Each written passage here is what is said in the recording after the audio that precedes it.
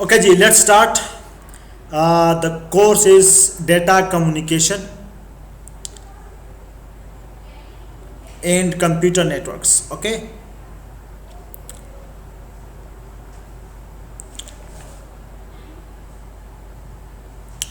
Okay, so we are studying the course data communications and computer networks. So if you do remember, in the last class we had discussed chapter number 2, application layer, and this chapter we have discussed the topic circuit programming both for UDP and for TCP. Okay, so in today's class we are going to study chapter number 3, and this chapter is about transport layer.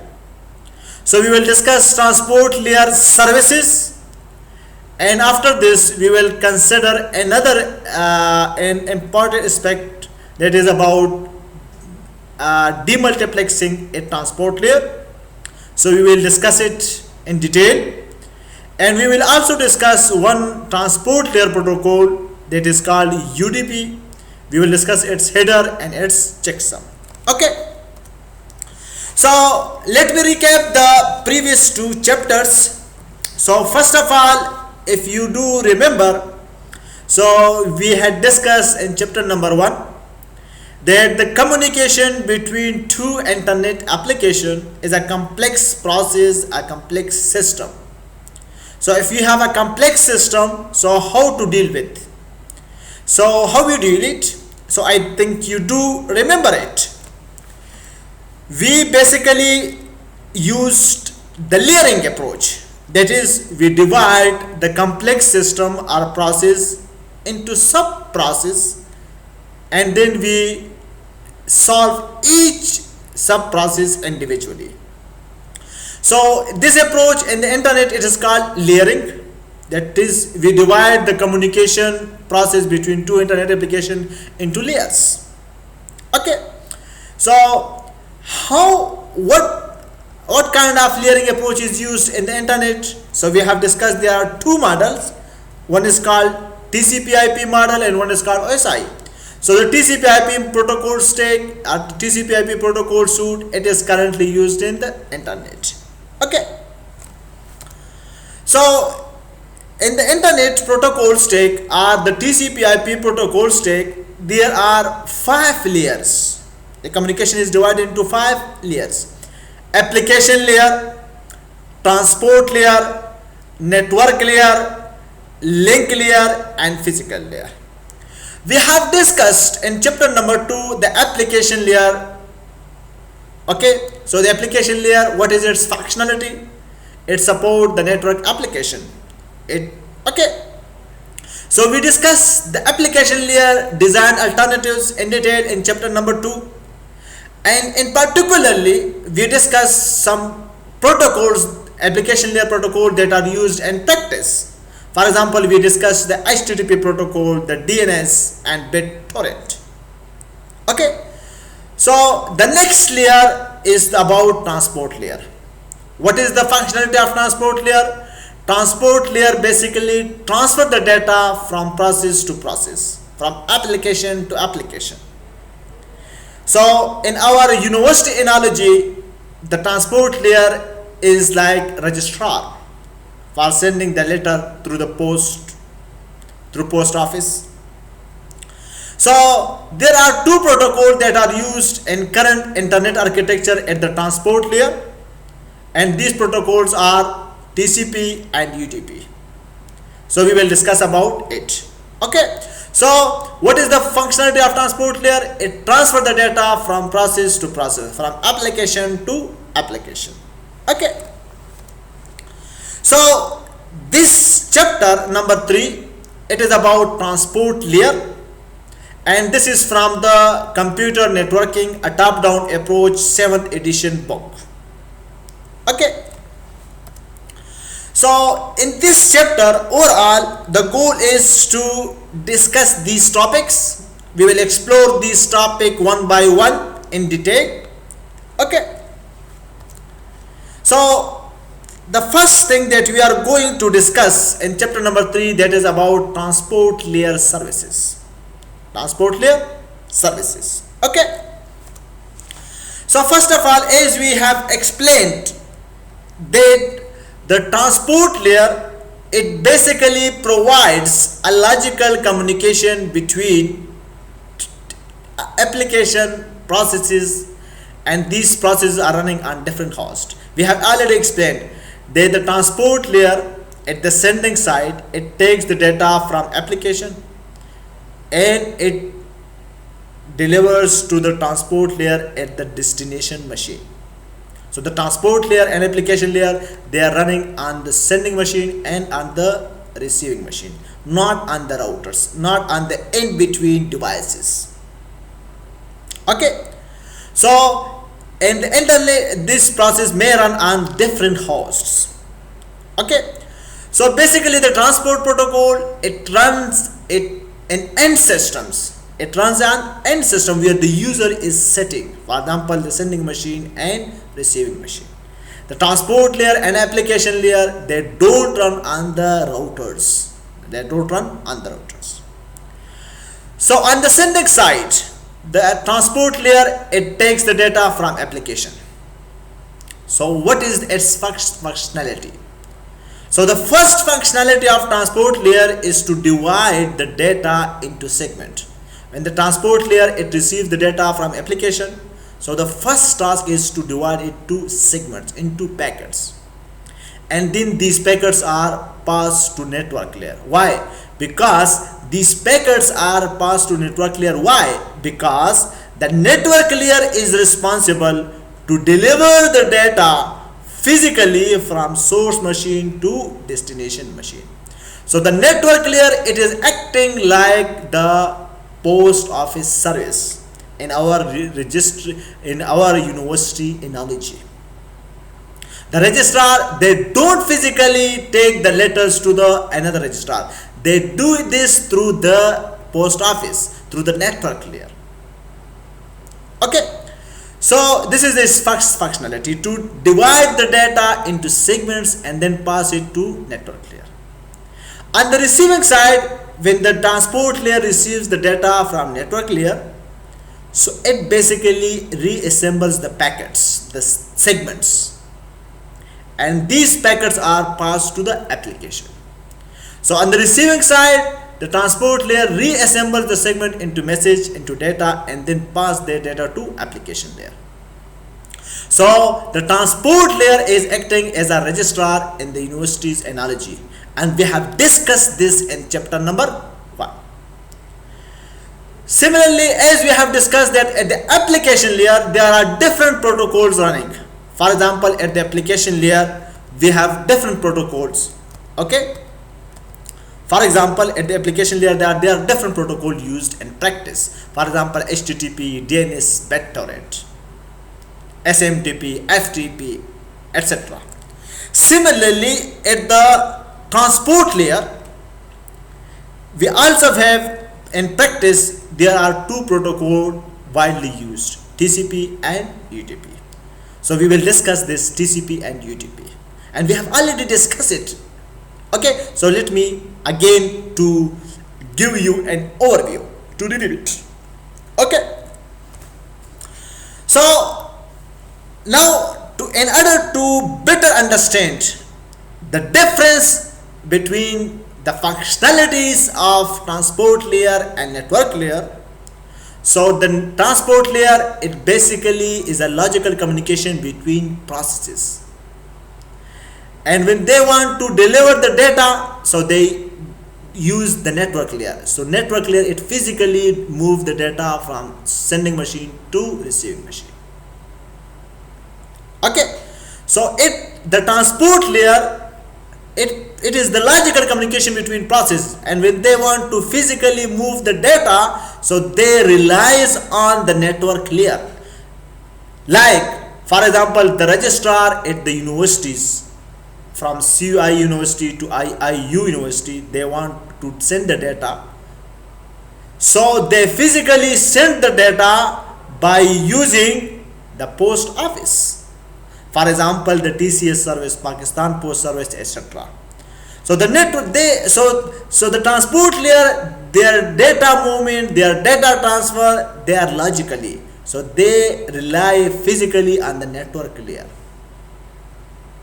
Okay, and the network layer is the packet switching technology. Okay, so we will discuss. So in our university, so we have already discussed this system in the chapter number 1. Okay. So now let me remind you from chapter number 2, application layer, that when the application wants to communicate, so what kind of transport services an application needs? What kind of services an application can request? So the application can need these kind of services: data integrity, timing, throughput, security. Some application may need data integrity, some application may not need data integrity. Some application requires timing, some application don't require timing. Some application requires minimum throughput, some application don't require minimum throughput. Some application requires security, some application don't require security. So we have discussed it in the application there. But in the internet, what kind of service? For example, these are the internet application that are used in practice. So these are their requirements. But in the internet, whether these services can be provided, so we have already discussed that these services cannot be provided. Only this service can be provided by the transport layer. Okay, so in the current internet that we are using, we have two services at the transport layer. One is called TCP service, one is called UDP service. The TCP service, what does it mean? That it provides reliable data transport, it provides flow control, it provides congestion control, it doesn't provide timing, it provides connection oriented. So before exchanging the data, the connection is established between server and client. And the UDP, it is totally unreliable. It doesn't provide congestion control, flow control, reliability, throughput, security, etc. So these are the two services that are presently available in the internet. So we will explore them in this chapter. Okay, so we have already discussed it in the application layer chapter. Okay. So the internet transport layer protocol, there are two options available. The first option is the TCP. It is reliable, that there is no packet loss. It is in order delivery, that the packet will be delivered in order. The packet will be delivered in the order that are sent from the sender side. Okay, it provides congestion control, flow control, and before exchanging the data, the client server establish connection. And the UDP, it doesn't provide anything. It is only best effort service. It only tries to send the data, whether the data is received or not received, the data is lost or not lost, the data is in order, out of order, etc. Okay, so these services are not available. That is delay guaranteed and bandwidth guaranteed. It is not available in the internet. Why? Because at the network layer, when the data is transferred physically from the source machine to destination machine, it uses the packet switching technology. And packet switching technology, it doesn't provide delay guaranteed, bandwidth guarantee, etc. Okay. So we have discussed the transport layer services, that is TCP and UDP. Okay. Now we are going to discuss another important concept that is called multiplexing and demultiplexing, and it happens at the net transport layer. Okay. So in the transport layer, we have multiplexing and demultiplexing. And what does it mean? Okay. So in this figure, you can see that there are two applications. There may be more than two applications, like for example 5 applications, 10 applications, 100 applications. All applications, they use separate application protocol. Okay, but at the transport layer, they are passing through the transport layer. All the packets from all application, they are passing through the transport layer. So at the sending side, the transport layer is working as a multiplexing. That is, the transport layer receives the data from all application and passes it on to the network layer. So it is working as the multiplexing. So it handles data from multiple sockets. And why multiple sockets? Because the applications, they talk to these layers through the socket. So actually their application, they send data to the socket, and then from socket the data is sent to the transport layer. So at the sending side, the transport layer is working as a multiplexing. It gets the data from all application and passes to the transport layer. So here it is multiplexing. Okay, now at the receiver side, for example, you can see that when the data is received on this machine, so it will be received from, it will pass through physical layer, link layer, network layer, and transport layer. When the transport layer receives the data, so the transport layer, what is its functionality? It sends the data from application to application. So the transport layer here, it receives the data for all application. But when it receives the data, so it gives the data to only one particular application. So here it is working as a demultiplexing. At the receiver side, it acts as a demultiplexing. And how demultiplexing is performed? That the data is for which application? So basically the transport layer, it uses the header information. The transport layer header information. When this transport layer, it sends the data, so it adds the header information that this data is from the application P3 and this data is destined, it is for the application P1. Okay, so this header information is used by the transport layer to transfer the data to correct socket, to correct application. Because this transport layer will, if the data from this application P3 is received for P1, so here the transport layer will add this information in the header, transport layer header, that the data is from P3 to P1. So when the data is received here at the transport layer, so the transport layer header, the transport layer will examine the transport layer header, and it will be there that the data is from the P3 application and data is for P1. So this transport layer will then give the data to this socket, to the socket which is associated with the P1 application. And how it is identified, how it is done? Basically for this purpose it uses the port number, the socket ID, the socket number, the port number. Okay, so we have discussed that what is socket. The application, the internet application, if you want to develop, so you have to use a socket. Okay, we have already discussed it in detail in chapter number 1 and 2, in chapter number 2 in detail. Okay, now to discuss the demultiplexing in more detail. Okay, so let's discuss. When any host receives a packet, IP packet, any packet, so when this host, suppose it receives a packet, so the packet is received at the physical layer, then the physical layer pass on the packet to the link layer pass on to the network layer.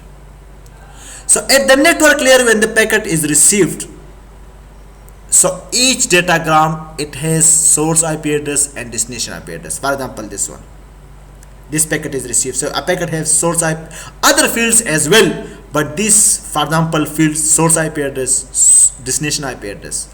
Source IP address means that the data is from which application. Destination IP means the data is for which source IP means that the data is from which machine, and destination IP means that the data is for which machine. And protocol, we will discuss this protocol. And source port means the data is for which port application, from which application, from which port. and destination port means the data is for which application. Okay, so each datagram has the IP addresses. Okay, so let me explain it through an example, then it will be clear. Okay, so each packet has the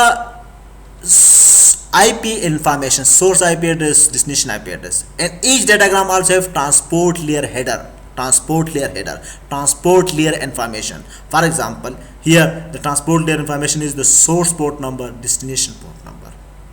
For example, the source port number is 5, the destination port number is 25. This packet is received. So here the source IP address is 222, destination IP address is 1.1, protocol is UDP, and source port is 5, destination port is 25. When this packet is received at this machine, so it will pass on through physical layer, through link layer, and through network layer. Okay, so the network layer, what information it uses in this packet, this header. Okay, so at the network layer, it uses these three information: source IP address, destination IP address, and protocol. So what are these information in this packet? These information are here in this packet. The source IP address is 222, the destination IP address is 1.1.1, and the protocol is UDP. So the network layer, it examines these fields. It only checks the destination IP address. The destination IP address is 1.1.1. So the network layer, it will only check 1.1.1. And since this 1.1, it matched to this machine, because this machine IP address is 1.1.1. So what does it mean? It means that this packet is for this machine. Okay, so then the network layer pass the packet to the transport layer. This packet is passed to transport layer. Okay, and in the transport layer we have two options, TCP and UDP protocol. So how the network layer identifies that this packet that is received, it is for TCP or UDP? So basically at the network header there is a protocol. So in this protocol value, it can be UDP or TCP. If it is UDP, then the network layer identifies that this packet is for UDP, not for TCP. So the packet is transferred to the UDP at transport layer. If their protocol value is TCP, then the network layer will pass this packet to the TCP at transport layer. So in this case, it is UDP, so it will be passed to UDP. Okay. Now, when the data comes at the transport layer, so how now the data is to be passed to application through this socket. Okay, so how the transport layer pass on the data to the application through this socket. That is this how the transport layer pass on the data to the socket, so that the data can be reached to the application. So this is called demultiplexing, and this depends on the transport protocol. That is, the demultiplexing in the TCP is different than the demultiplexing in the UDP. Okay, because all application, they are declared through socket. Okay, so let's discuss now that how the transport layer, how the UDP perform demultiplexing and how the TCP perform demultiplexing. Okay, so in the transport layer there can be many information, but these information are necessary: source port number and destination port number, and other information can be there. We will discuss them. Okay, that in the TCP what are the other information, and the UDP what are the other information. Okay, so I think it is clear. Okay, so basically a host uses IP address and port number to direct segment to appropriate socket, because each application it talks through socket. In each socket, each application, it has an address that composed of two parts. One part is called IP address. IP address means that which machine, and the port number means that on this machine which application. Okay, so now let's discuss the UDP demultiplexing, how it performs. As you know that when we create a UDP socket, so we use datagram socket in Java language, and when we create the datagram socket, so we may specify the port number. So this is the port number 12537 of this socket 1. Okay, so when the UDP at the transport layer, it receives the segment and it wants to move that segment. For example, this UDP receives the segment at transport layer, and now it wants to move the data to this socket so that the data can be moved through to the application. So how it is done? So basically the UDP, it only checks the destination port number. It only checks the destination port number and then direct the segment to that socket which is associated with that port number. Okay, so the UDP, it performs demultiplexing by looking only at the destination port number, nothing else. Okay, so how it done? Let me explain it through an example. Suppose this is a machine. This is a machine. It receives a packet. The source IP address is 22.2. The destination IP address is 1.1. The protocol at transport layer is UDP. The source port number is 5 and destination port number is 25. Suppose this is the application P4. It is running with the socket this one, 1.1 IP address on this machine, and transport layer is UDP protocol and the port number is 25 on this machine. So this means that P4, it has the IP address 1.1, it is using the transport layer UDP protocol and it is using the local port number 25. Suppose this packet is received at this machine, this packet, it is received at this machine. So it will pass on through the physical link to link layer through network layer. When the network layer receives the packet, this packet, what it will do? So as we have explained that it will examine the source IP address, destination IP address and protocol of the packet. So what are these source IP address, destination IP address and protocol at the network layer in this packet? These are the source IP address is 2.2, destination IP address is 1.1 and the protocol is UDP. So what does it mean? The network layer, it will only checks the destination IP address. So the destination IP address is 1.1 and this destination IP address, it matches with this machine IP address because this machine IP address is 1.1.1. So it means that network layer, it will pass on to the transport layer. But which transport layer? TCP or UDP? So basically in the protocol field is UDP. So the network layer will pass on this data to the UDP at transport layer. Okay. So the transport layer at the UDP, what does it use? The transport layer header information are 5 and 25. 5 is the source port number and 25 is the destination port number. The UDP protocol at the transport layer, it only use the port number, the destination port number. So the destination port number is 25. So the UDP protocol will look at which socket is associated with the port number 25. So here this socket, it is associated with the port number 25. So this packet will be delivered to this socket and this socket will then pass on this data to the application. So it means that the UDP protocol, it performs demultiplexing by looking only at the destination port number. Okay. So it is clear that the TCP, the UDP, it use only the destination port number. Therefore, when we sense the data and the UDP, so we make a datagram packet. The datagram packet, it has buffer, it has the buffer length, this is the data, and this is the destination IP address of the packet, and this is the destination port number, and then we send the data. We have explained this in the socket programming. Okay, so this is the first thing, that the UDP performs demultiplexing by using only destination port number. Okay, now Now let's discuss this through another example, that what is the demultiplexing and the connection list means. Suppose here this is a socket and this is the P3 application. It is declared using UDP, datagram socket 9157.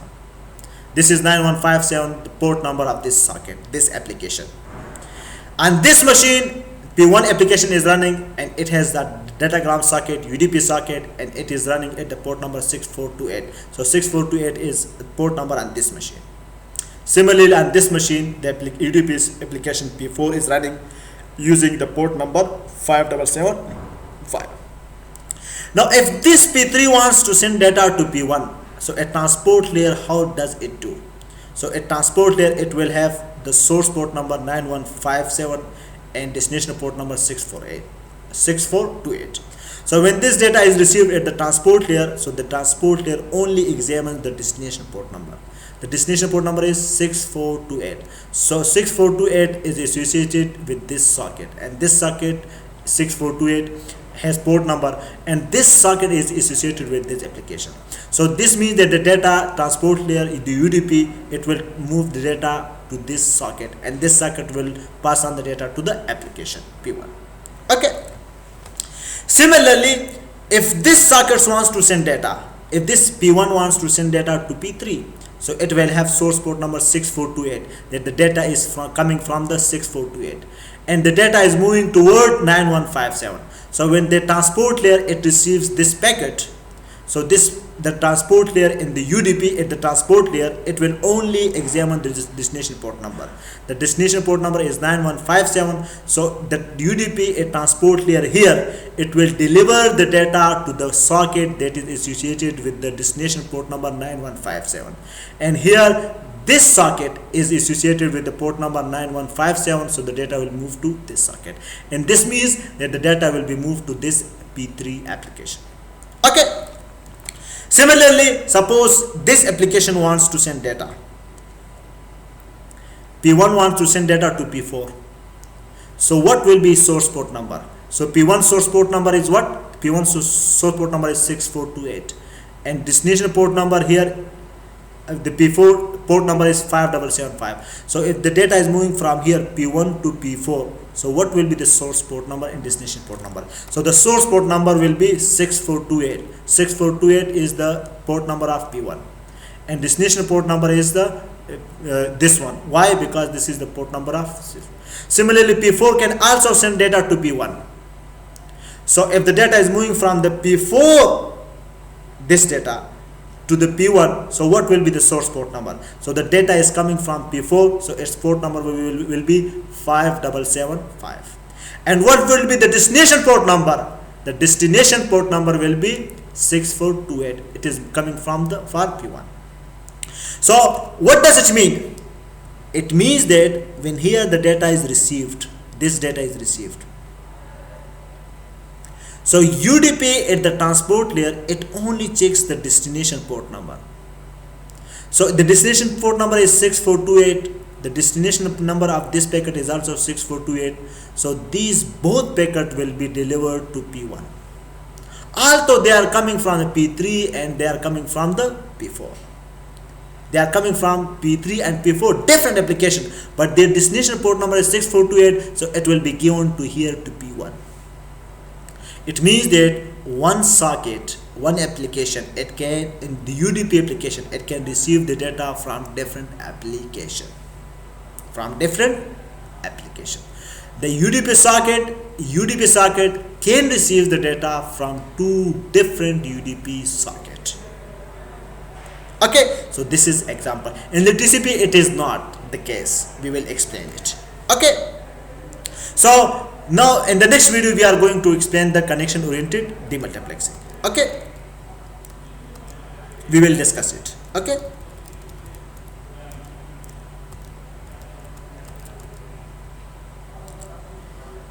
Okay, so we have discussed that the IP diagram with the same destination port number but different source IP addresses, different source port number, they are all delivered to the same socket. Why? because the UDP, when it performs demultiplexing, it only looks to destination IP address. You have seen it, that here this packet, it is coming from the different source port number. First source port number is 5775. This packet is coming from 9157, but their destination port number is 6428. They are same, so they will be delivered to the same P1 application. Why? Because the UDP at the transport layer, it delivers the data to the socket based on only destination port number, nothing else. Okay, so this is done. Okay.